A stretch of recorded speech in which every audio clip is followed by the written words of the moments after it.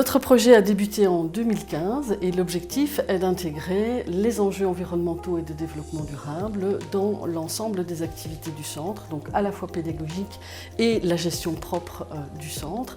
Et donc cela va de la politique des déchets, avec un compost, le tri des déchets, en passant par l'alimentation durable. On a des légumes que l'on produit et qui vont directement en restauration. C'est la préservation de la biodiversité, où on a créé une mare, et plus récemment l'économie circulaire, où les déchets de certaines sections deviennent des matériaux pour les autres sections.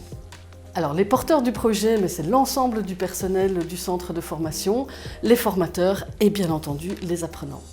Alors, notre projet est innovant sur la dimension économie circulaire, c'est-à-dire que certains déchets de section servent comme matériaux pour d'autres sections. Par exemple, chez les couvreurs, il y a des déchets d'ardoise qui servent aux entrepreneurs de jardin pour faire des paillis sur certaines zones qui ne doivent pas être semées. Ces mêmes couvreurs, ils ont aussi des déchets de soudure de zinc et donc cela peut servir aux agents de pompes funèbres, c'est assez éloigné, qui s'en servent pour faire des exercices de soudure sur les cercueils. Et enfin, dernier exemple, en coiffure, les têtes de coiffe, quand elles ne sont plus utilisables, elles sont transférées aux esthéticiennes qui peuvent travailler sur le maquillage semi-permanent.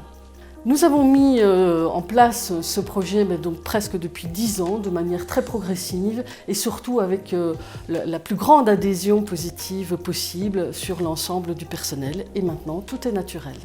Demain, nous avons encore de nombreux projets. Nous souhaitons travailler sur 2 axes principaux.